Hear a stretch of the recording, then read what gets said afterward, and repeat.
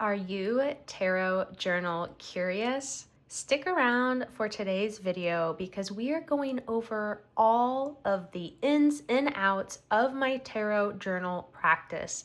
This includes going over ways this works for me, the supplies that I use, and even showing a walkthrough of creating a journal spread for my tarot journal.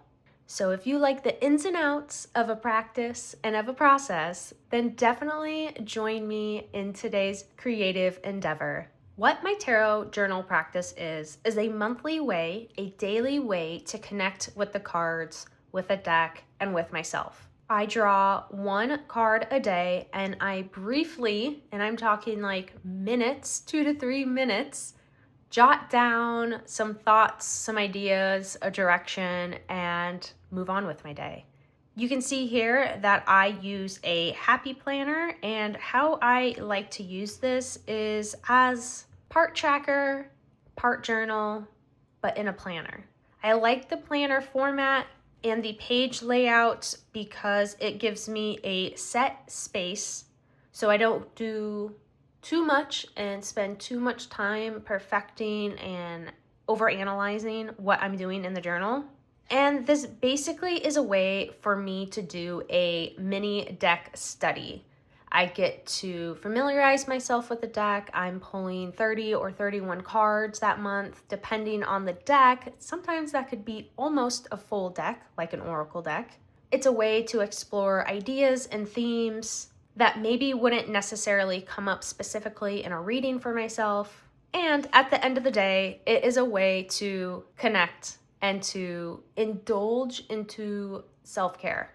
So as we can see here, we will flip through some spreads and some examples, and then we will get into some nitty-gritty of this planner system. This is a really great way to approach a journaling practice in a very low maintenance or low barrier type of way.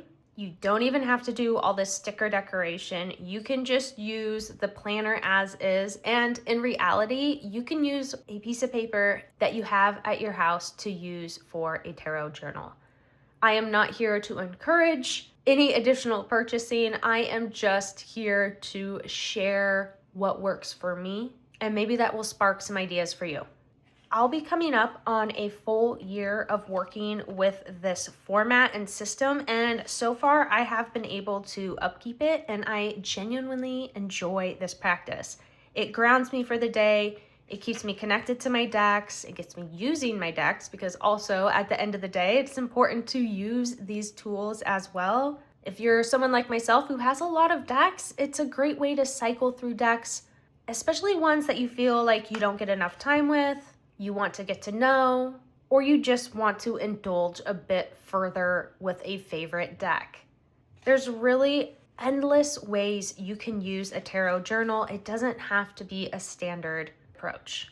Let's talk about the Happy Planner system, and I will share with you the different sizes, the papers, the discs, and that sort of system, the punches, and just different ways I have used these planners in the past. So this one I have been showing you so far is the Skinny Classic. And I adore this size because it's not too oversized, but it's not too small as well. You get a lot of space. But if you're looking for something smaller in the same sort of vertical format, there is a mini skinny. So Happy Planner has a classic size, a mini size, and then they've skinnied those sizes, you could say. I haven't used this size yet, but I did find two on the secondhand market, and I'm just trying to come up with a way that I want to use this and engage. So you can see the size difference. A pretty drastic size. This one is definitely more hand-friendly and on-the-go friendly. This one I definitely just keep sitting on my desk. Now this is the classic. Let's see if I can fit this in here. I do have the large metal rings in this because I was using this as a sort of grab and go dump journal here, and I never got that far into it. But as you can see how adaptable this system is. And then we can compare the skinny. So it's basically cutting off like almost half of the width here. And then with the classic, we have the mini, and here you go. You can see the size difference there. And I have also started using this one years ago, so I did get a feel for its size as well. And then we also have one more size in the Happy Planner. Now this, I don't have the desk space to zoom out all the way, but this is what I think is called the Big, and it's massive. I want to say the paper that's used is like an 8.5 by 11 size. And also I have the large rings on here too. As you add decoration and layers and bits and bobs in here, it really starts to thicken up, and so you need to expand with the discs. And lastly, just for fun, I did find this super tiny disc system notebook at the dollar store years ago, and it's basically the same exact thing. I haven't used it for anything, but I just thought it was adorable. So there's a bunch of different layouts that you can select from. And what I have found to be the best and most affordable way to work with this system is to find these on secondhand markets like eBay, Poshmark, Mercari, Facebook Marketplace, wherever you can find secondhand goods, and to just dissect the system, because these come out and you can create your own quite simply. Happy Planner's site also usually has really great sales. And I just hold out until things get marked down to like 60% off, 75% off, and then I'll buy what I can. So you can see there's a lot of different layouts, and it's just a matter of finding what works for you. For my system, of course, I prefer this horizontal because that's all I need it for. I don't need any extras with this. Also, if the planner style layout and pages isn't for you and you are more of just a notebook person, they also sell notebooks with the dot grids, and these are cheaper than the planners. You can also see here I just have a stash of papers. So there's lined, they have decorative ones as well with check marks and all the things. So it's really adaptable. It's very mix and match, and that certainly speaks to my heart. Now we'll use this as an example for the rings. This is a ring size that comes pretty standard with most of them. And then I hang on to all of mine. There's really a bunch of different sizes and formats and colors and styles. I have a couple metal ones. I have ones that have different little emojis or icons than their standard hearts. There's clear. I mean, it's really endless. And once again, that's another piece that you can dissect from something you buy to apply elsewhere. Because this one, for example, these rings here, I call them rings, they're discs. These discs here are not standard with this planner. There was this size on there and they were the clear ones. But because I am decorating this and I collaged on the dividers, I knew that the pages were going to get thicker and I would need that extra space in the discs. Now, another cool thing about the disc system is the hole punch. So you can get different styles of hole punchers here. I have 2 different Happy Planner sizes, and then I got this handheld single punch one, which I have ended up just using this full time. But this makes it so you can create custom pages, you can create custom inserts, you can punch through your decorations. So like you can see here in mine, I sticker to the edge and then I hole punch that out so I can place that in. It makes for a very easy time of being as customizable as possible, while also just being simple. There's nothing overly complicated about this, and that's what I love about Happy Planners. Let's go into some ways I specifically use this Happy Planner for my tarot journal practice. And firstly, I want to shout out the channel Creative Karma Design, because I got the idea to tarot journal in my Happy Planner from that channel.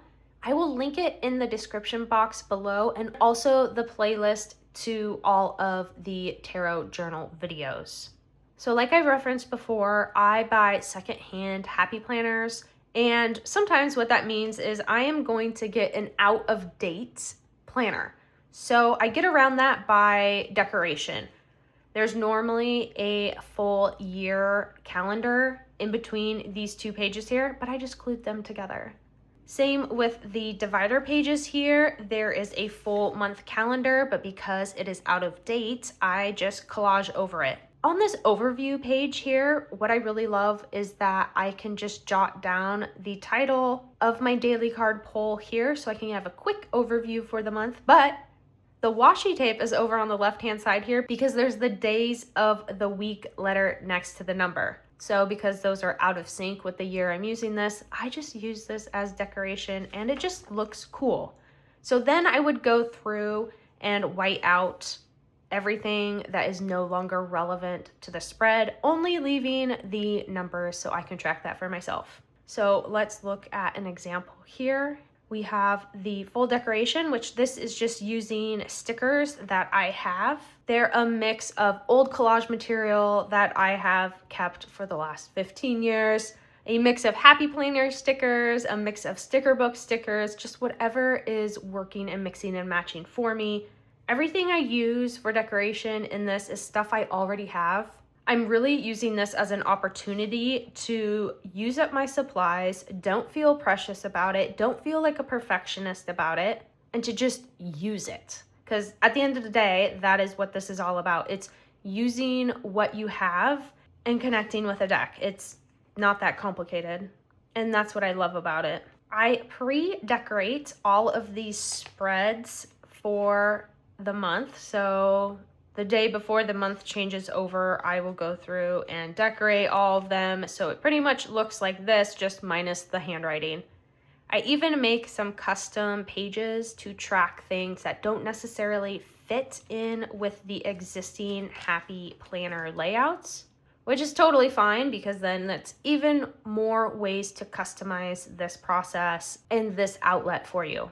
I really find this rather rewarding, especially being able to flip back and look at the spreads and to see everything filled in. It feels like a big accomplishment. I enjoy all of the decorations. Like I said, I choose to use stickers. You can use whatever you want, and you absolutely don't need to decorate at all. You could use any type of anything for this. I just find having a daily, very limited time frame interaction to pull a card and to write down some thoughts is the best and easiest way for me to keep up a routine. Because if I overstart to complicate things, if I start to become too precious about things, it eventually falls off the wayside and I can't maintain it. And this is something I want to maintain because I get so much out of it.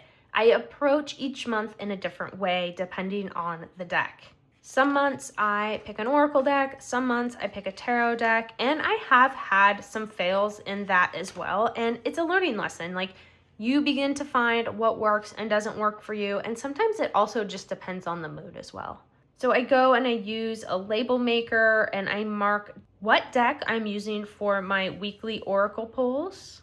At the top here is my animal gnosis for the month, which I am a member on Animals and Arcana's Patreon here, and that is a monthly practice that she offers. And then I do the same label maker idea on the monthly overview for the deck that I'm using for this section, for the main writing, the main journaling.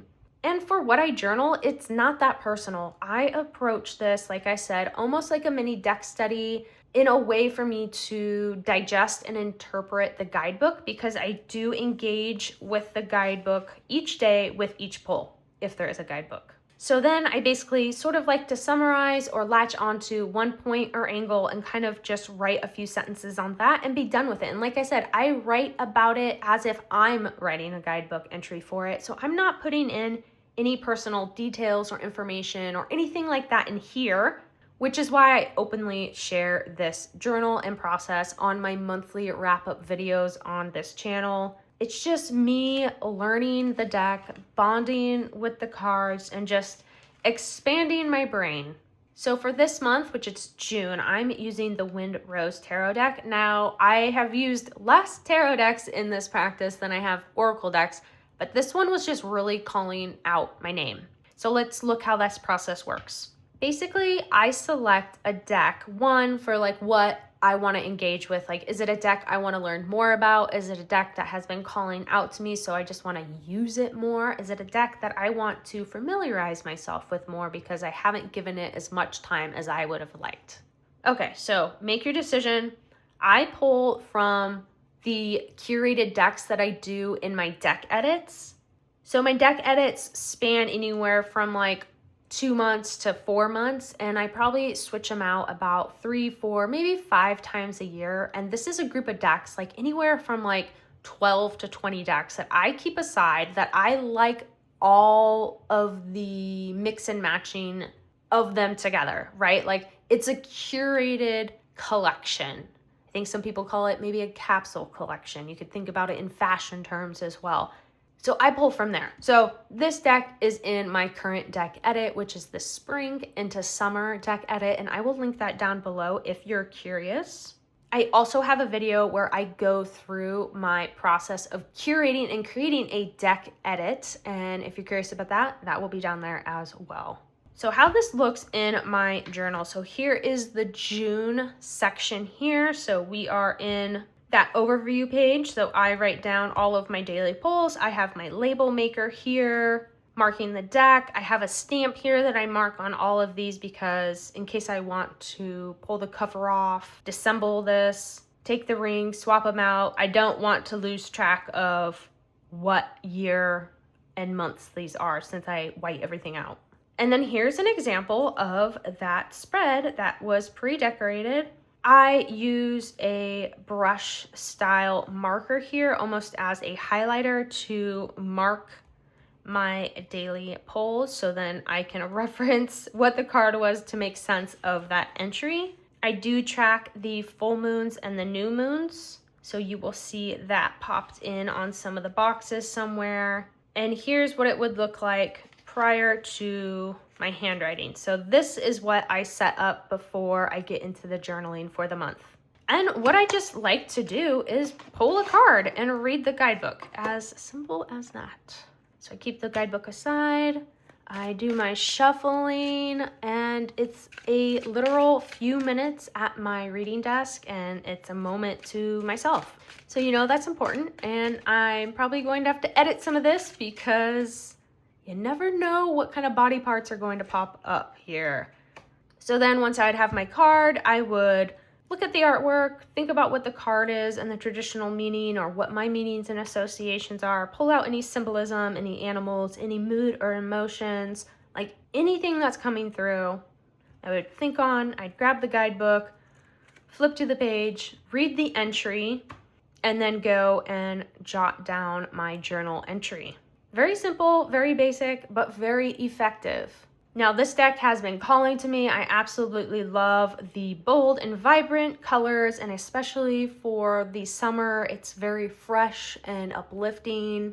It was one that was just really calling to me, and I'm having a blast with it. Like I'm pulling a card and I'm like feeling the attitude, and I'm just like free flow writing as if I'm like talking some nonsense with a friend, you know? But there has been times where a deck hasn't really worked for me, and it made this journal practice process absolutely awful to get through for the month, but I stuck it out.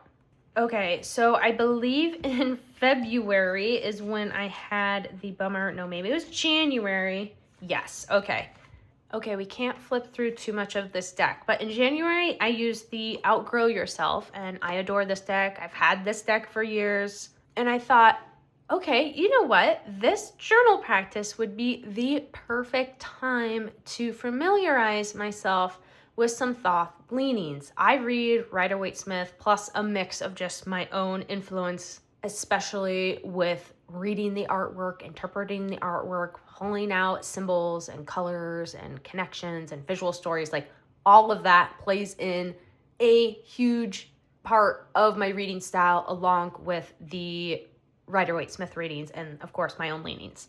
So I'm like, hey, let's use this as a study opportunity. And for every card I pull for the day, I'm going to briefly look up the differences of the meaning between the Thoth and the Rider-Waite-Smith, and I'll journal on that difference. I did not like it. I did not like it. And I think maybe one, I just wasn't connecting to like the differences in between the meanings and their visual language. I normally use this deck more as an oracle, and I focus on this question at the top to guide me in that oracle message, in that direction for my reading. So this was an experiment on multiple levels, and it turned out that it wasn't for me, and that this as an oracle deck is perfect. Obviously, the tarot layer is there if I choose to engage with that again, but this month was a struggle, but I still got through it. And I learned a good lesson with this. Like, this is something that needs to come easy to me. Like, if you want to set up something that is a bit more strict, is maybe something you're more unfamiliar with, and you're not sure what the outcome's going to be, then, you might have to prepare yourself to not enjoy it and accept that lesson, right? And that's what this was for me. So that was one that didn't work out at all. But my favorite kind of deck to pull for this tarot journal practice is a good old oracle deck. What I love about journaling with an oracle deck is that I'm taking in the keywords or the phrases of the card and applying that to the artwork to then pull out and feel my own meaning. You don't even have to reference the guidebook. Some months with oracle decks, I don't. But I usually end up falling back to referencing the guidebook because I just want to know. And it's a way for me to understand the intention and the angle of the artist or creator's process and leanings and angles and perspective and all of that. And it just makes me feel like I am getting to know the deck so much more because I can then familiarize myself with the guidebook, the way it connects to the cards. Does that meet for me? It's also kind of a fun game to see if your meaning and your interpretation aligns with what the guidebook says. I find more times than not, it probably does for me, but there's plenty of times when it hasn't. And that's always really interesting because then you get to choose, like, are you going to stick with how it reads to you, or are you going to try to finagle in how it reads to the creator into your interpretation and mix, right? But like I said, I use this process here as a mini deck study. So I find following the guidebook and interpreting the guidebook feels the most natural flow to this process here. So this is the month that I worked with this oracle deck, and it was great because I got to get through like half of the deck and familiarize myself with half of the deck. I got to play the little game of figuring out, am I aligning with the guidebook or not? I started this month a little late with my weekly oracle pulls here because this was the first month I did this. So this was a new practice I inserted halfway through the month. And that's what's also really great about the disc system with Happy Planner is that you can pull pages out and put pages in. So for example, in June, I'm actually trying something new that I haven't filled in yet, but I am starting one page to do a little research on something. For me, that would be like Finnish mythology and folklore based. And I'm just going to use this as a part of my monthly practice because I have the rest of this down pat now. I feel comfortable. I know what works and doesn't work for me now. So I'm going to add one more layer to this mix. Because I've tried having separate journals and they just don't work out for me because it's just too much work in the end. And for me, creating artwork is my priority and everything else below it is secondary. So it can't be something that takes away so much from me. So like, here's an example of when I tried out these for a planner specific use. Let me move this out of the way. Okay, let me flip here. So what I normally do is take out a lot of pages and then insert as I go. So that's why mine look rather thin, but let me see where I started here. Here we go. So I started using this as a way to keep track of my work stuff, some life stuff, errand stuff, all of that. Plus, I mean, like, how cute is this? So I had a lot of fun with it, but it wasn't something that I could keep up on. So it fell to the wayside. Another one, which this is the same size as that last one. This one was a notebook though versus a planner. This is the mini size. And this one I was going to use as a bit of like a grimoire meets study journal meets, and it just, once again, it was great. I really enjoyed it. I paired this with a specific deck and pulled a card and used that to be the study piece. But it was just something I couldn't keep up. So I wanted to do like flora and fauna and then all the Finnish mythology stuff and this and that. And it's just too much for me to keep up constantly, right? But I'm taking this idea here that didn't work out as a full-time journal and just shrinking it down and doing one for the month in my tarot journal. And lastly, I've also used it as a art journal, and I started doing some animal gnosis art spreads in here, which I absolutely love. But once again, I couldn't necessarily upkeep. It was a mix of tarot journal as well. Like this was really going to be this big journal tarot art thing. Like here is an animal gnosis spread.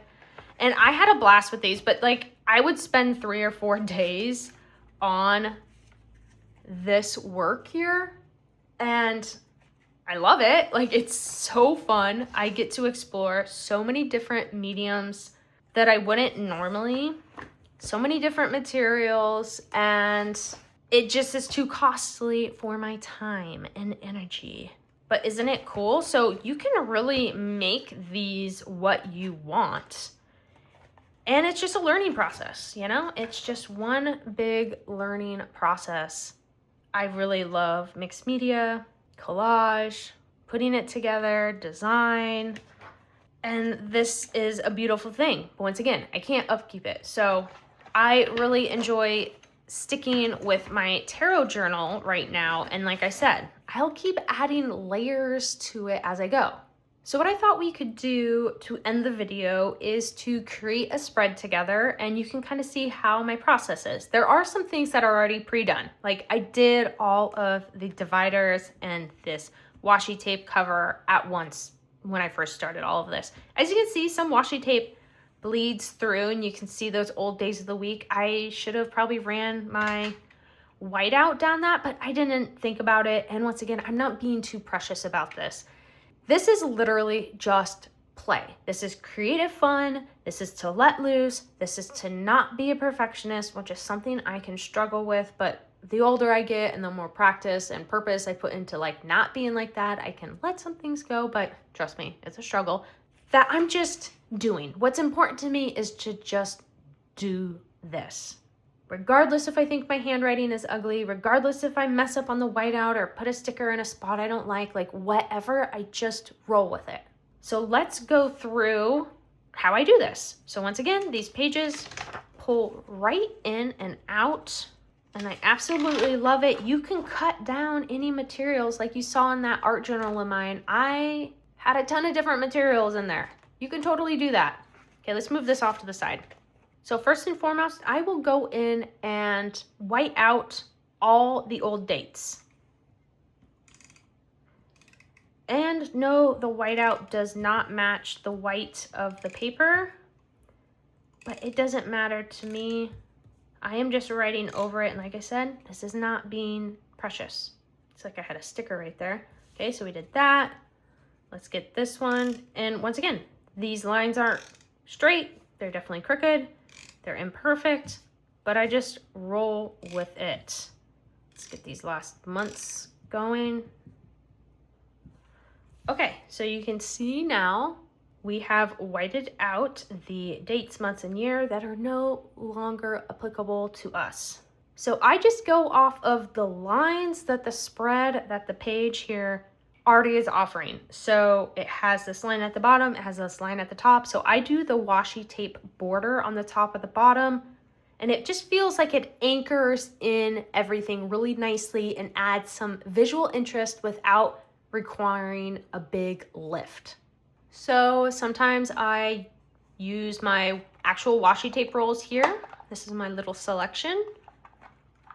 Or I have all these Happy Planner sticker books, and sometimes there are very long washi sticker-like strips that I'll use as well. But I really have to dig through here to find ones, and then also to find ones that are matching and long enough and like just all of that. Sometimes I do a mix and match, but the most simplest and easy approach is to just grab a roll of washi tape. And you know, we can always use that in the summer months here. This will be the first spread for August, and I'm not precious about the colors, the theme, the matching, anything. Oh my goodness, I can't get this. I just want to use what I have and make something that looks cute enough. Okay, that's the name of the game here. Cute enough. Okay, so I do a little measure. And we will do the stick down. So I just align it with that black line that's already printed on the page there. Push it down and done. And that's all it takes. So let me put down the rest of this. And you know what? I'm going to have to grab my cutting mat because I X-Acto off the edges with the excess here. You know, sometimes it's crooked, sometimes it's not. I do my best to make it as clean and neat as possible. But once again, I am not trying to invest a ton of time into this. This is just something I find enjoyable.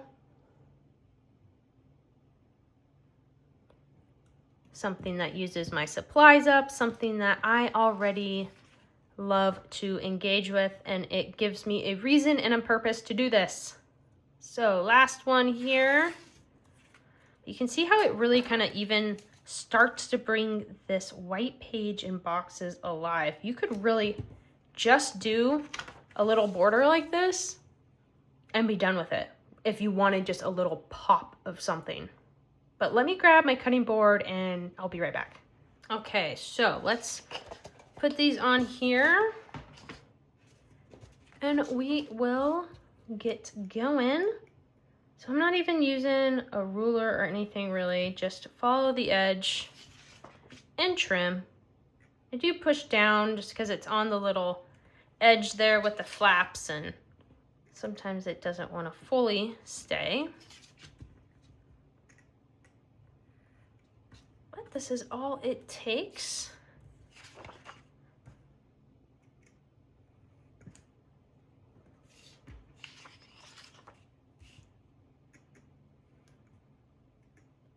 And this is the exact process that I do for myself that I am doing right now. So I'm definitely not adjusting anything for filming sake. I mean, besides the space here, I like to go sit out at the dining room table because it's a large one and I can spread all my supplies and all my stuff out and have all the space to open all the sticker books and find all the ones I want to use. But we're just going to do a condensed version of that today. Okay, so we've got those. I was like, wait a minute, that doesn't match. Okay, we've got these. So now we don't need the washi anymore. We'll put that back. But what we do need to find is a few stickers to really tie this all together. And I have a little bit of a formula, I guess you should say, on where I place the stickers. So because this bottom right box is always the note box, I don't use it, I fill it with stickers. So since we're getting sticker heavy in the bottom right, I usually put something in the top left right edge to kind of bring our eye up, balancing. And then I'll usually put a little something in this bottom left corner on the left page just to give us a bit of flow in the sticker composition. I can't help myself, I'm a designer. So what I'll do is lay out, like this is like all loose sticker sheets and nonsense. I even have sticker books from the dollar store, which as you can see, I have definitely used, and you get multiple pages in here. I mean, here, almost 400 stickers for $1, $1.50, and they're good too. Like they might be overly cutesy or whatever, but for me, it's just about using it.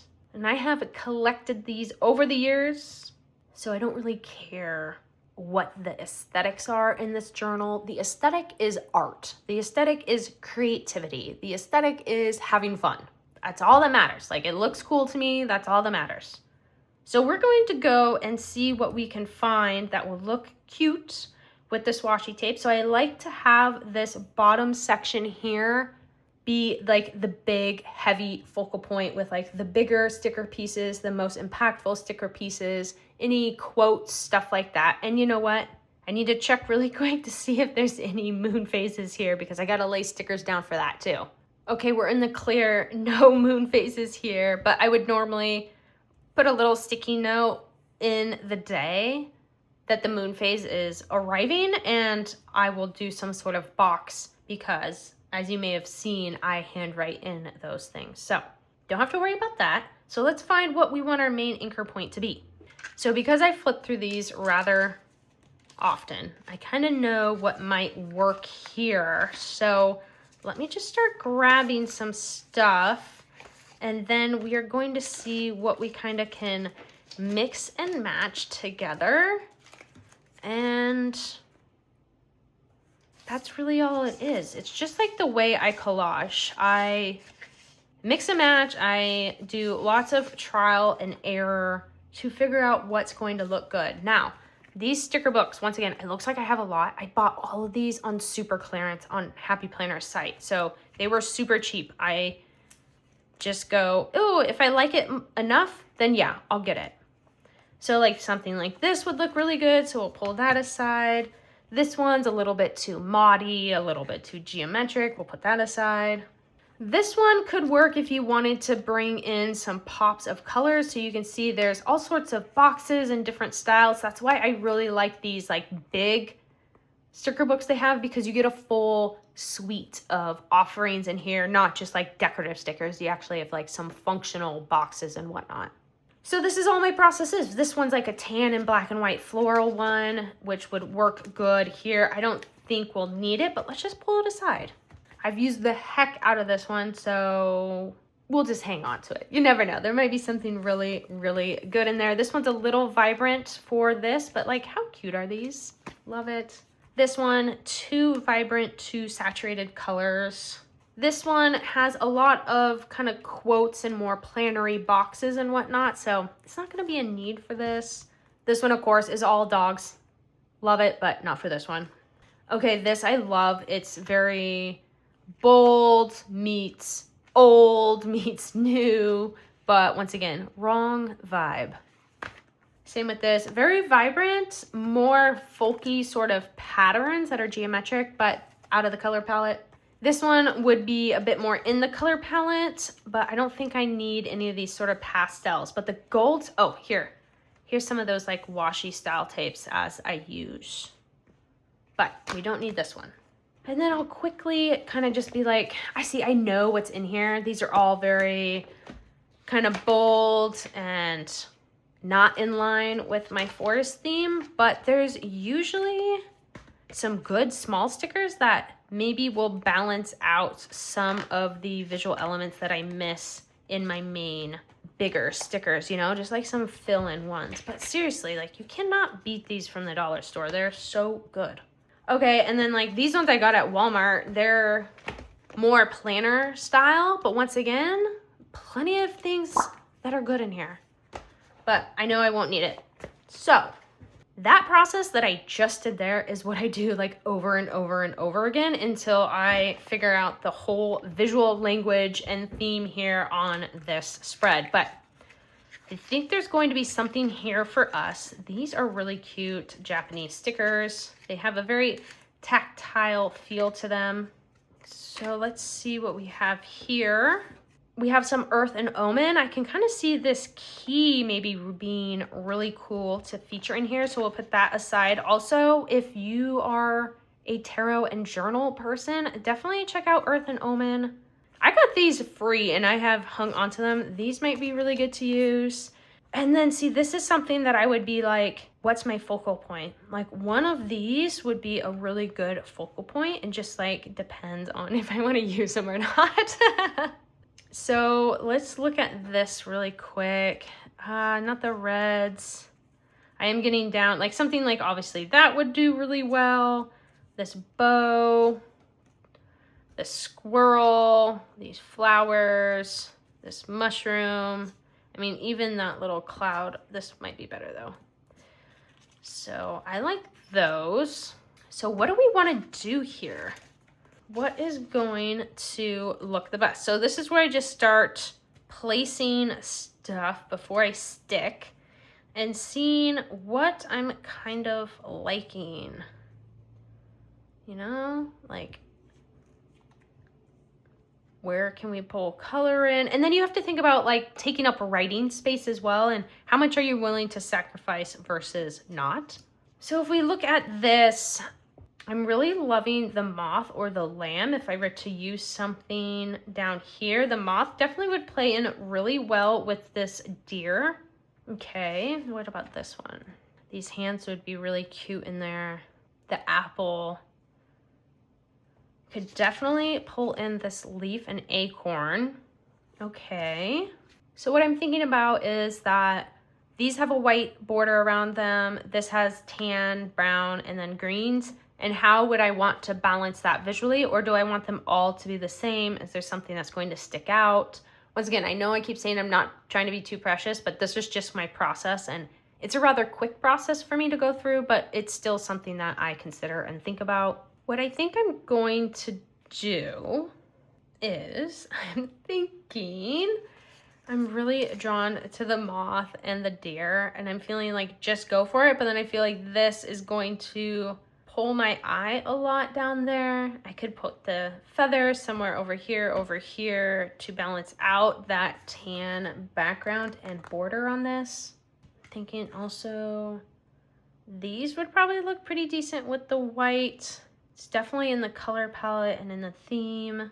I need to make a decision. So I'm just going to start playing around with what things could be here. I try to balance everything, so that's not going to work too well.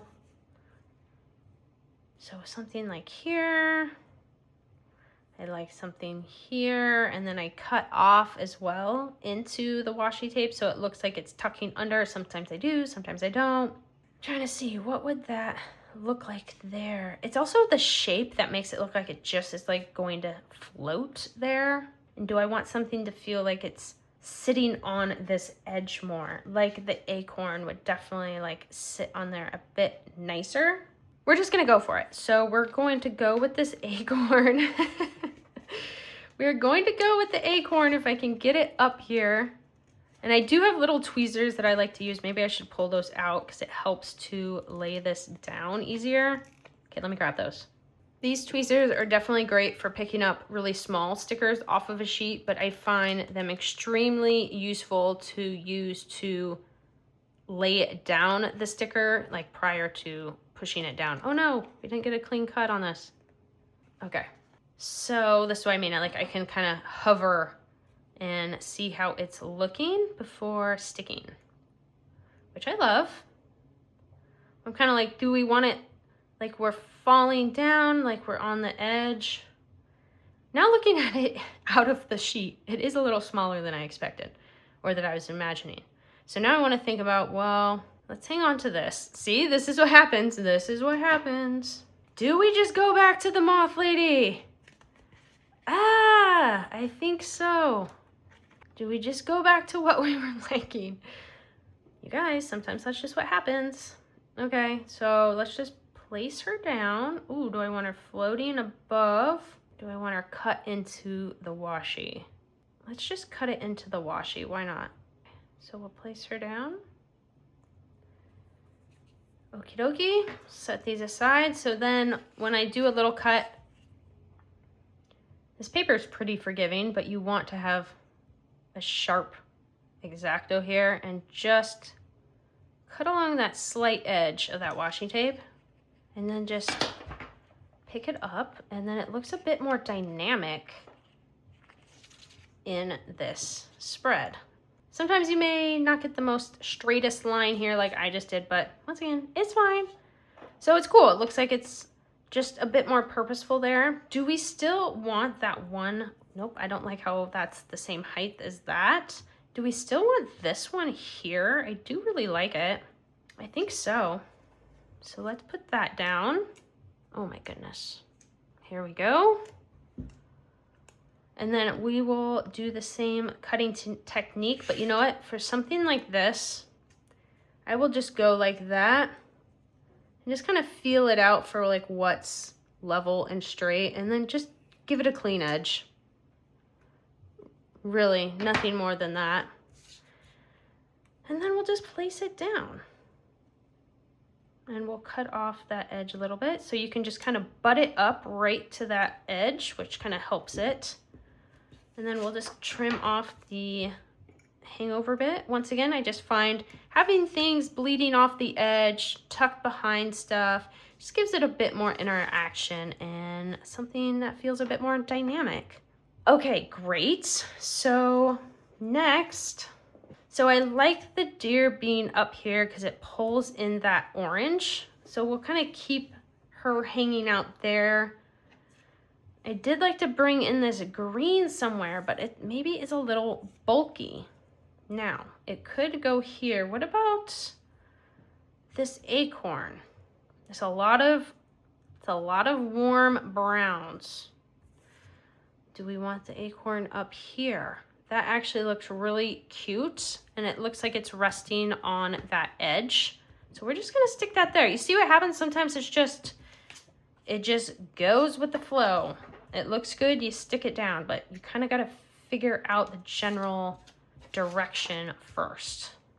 Okay, so let's add in another Japanese white background one just to balance out these whites. What do we want to do?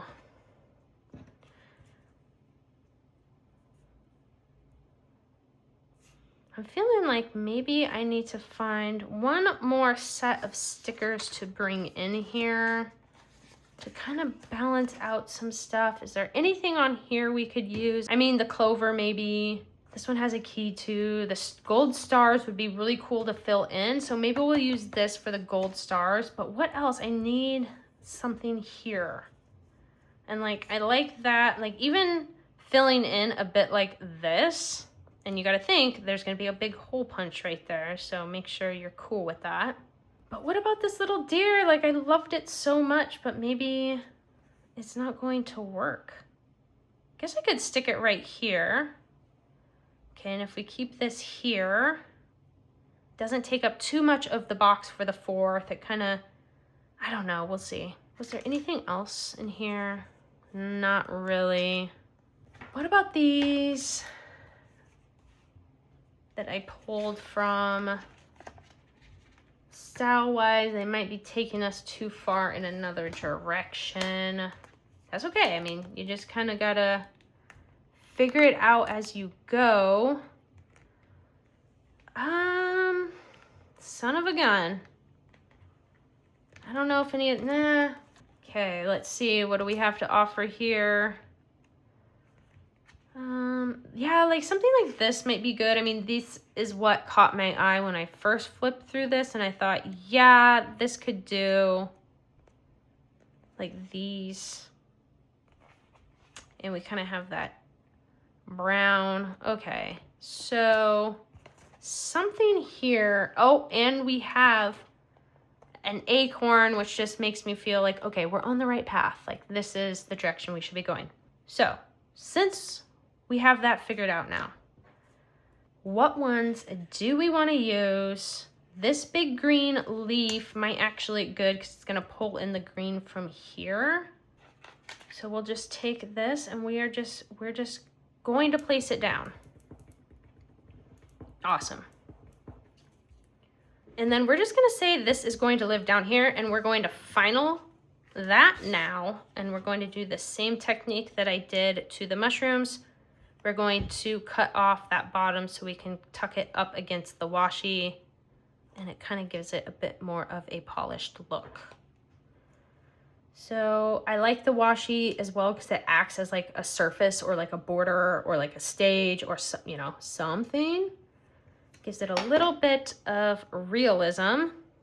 Okay, how do we want to put this here? Perfect, without covering the one. Sometimes I will have big stickers going over the top and off the bottom edge too, but not every time. So let's trim this now. Great. So let's see, how are we looking? Pretty cute, pretty cute. We need to bring in a leaf. Can we see this? Oh, okay, I just wanna make sure we could see this in frame here. So what can we pull in and over to kind of bring this together here? I'm feeling like this green leaf would probably be cute. Kind of like that. I am eating up a lot of space here, but you know what? Sometimes that's just the case. Let's find my X-Acto and cut this off. Let's see if I can get the line down. Okay, so we're just bringing in another layer of that green to balance out this green. Now we just need to figure out right here, and we're gonna call it good. Maybe we'll add in a couple of those gold stars just to spice it up a little bit. But I'm liking this forest nature theme. I'm just like debating, like, do we put another green leaf? I guess, I think that's going to be the simplest answer, and to not agonize over this, because you really shouldn't. Yeah, I guess that's fine. Okay, so we'll cut off the tip here. I haven't cut through the paper yet. It is pretty decently weighted paper. So let's see if we can put this somewhere. That makes sense. I try to save some of these little pieces. Like that looks cute, but it also kind of feels too heavy at the bottom. So you know what? We're just gonna save this. So I just stick it right back in my sticker, right back in my sticker book. And I'll use it for an edge piece for another day. Okay, so this is cute. It's turned out, right? Like we're used how many different sources? 1, 2, 3, 4. 4 different sources of stickers, and it became cohesive there. Let's just add some of these little gold stars to fill in and just make it feel that much more fun. So I do like to use the tweezers on this one, and nothing precious, just stick it down. I'm like, don't add more over here. You're already using so much. Okay, we'll just wait on that. I'm like, you're already using so much. Don't keep doing it. What about this bigger sized one? Here looks pretty cool. And then thinking one by the acorn. What can we get away with over here? Oh yeah, that's cute. So just tuck that away right there. Ah, I do think we need one over there. It is what it is. It's already full, but we want it to be cute too. I'm just debating, do I tuck it there? Oh, let's, right there on the edge where I wouldn't write anyways. Perfect. I'm wishing there was one size smaller than the smallest, because that'd be kind of cute to tuck away. We'll just leave it like this for now. That is more than fine. So let's cut off this star. Perfect. Now let's punch our holes and we can be done with this. So this has like this a little alignment here. And just start it off and you punch and you're done. I mean, it's not perfect, right? Because every hole punch is slightly different, and I find that I can't set it in its little mold like that. It just doesn't totally cut right. But it all gets a little mumbled, jumbled once you stick it in and start flipping the pages around, and it all starts to work itself out. So sometimes you do need to go in with the X-Acto and cut a few areas in there, but for the most part, it's not too bad. So I think we've got everything. Like, see how that got a little high? Well, you might have not caught that, but I'll just go in and kind of like cut that out, because it didn't seem like it totally cleaned up. And I also just need to kind of sharpen it. I punch it with foil and it usually seems to sharpen up pretty good. I don't know if that's just psychologically I think that, or if it's really doing that, but I'm making this look really tedious now. This is just me being anal. So you 100% don't need to do this. This is just how I operate. And I'm like already here, so I'm like, might as well do it. Okay, let's do this one now. We shall punch. See, oops, that one got a little off. Oh well. Well, that forest washi is thin. It doesn't quite love my hole punch. All right, where else do we need to clear the space? Ah, the leaf sticker. Great, and down here. Perfect. Okay, and that is it. That is how I put a spread together with decorations. Let's pop it in the notebook. Alrighty. Got little bits of sticker stuck everywhere. And we just pop it right back in the disc system here. And we have our spread decorated. Look how cute. Actually, you know what? I'm happy the way this all played out. It looks so cute.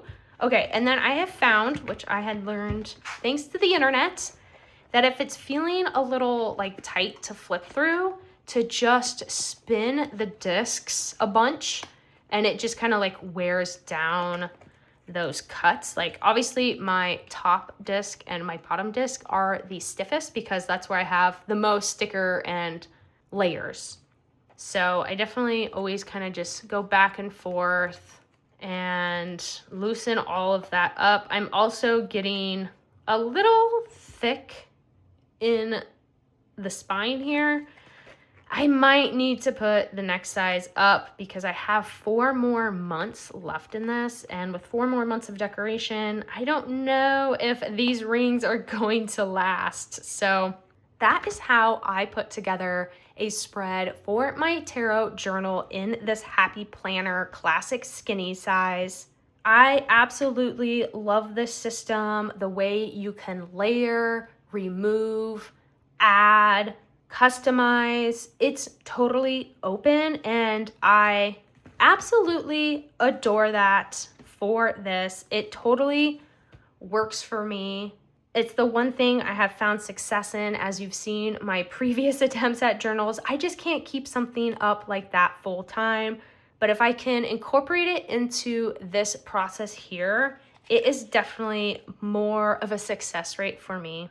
I hope you enjoyed this video. If you have any questions, definitely let me know in the comments below. If you use a similar system or any other tarot journal systems, I would love to hear about that from you. There is so many different ways that you can approach this, and I have just found that this is what works for me. So thank you so much for hanging out with me through this tarot journal video. I had so much fun sharing what I use my happy planners for and how I set up the spreads. I can't wait to hear from you soon. So until next time, I will talk to you then. Bye.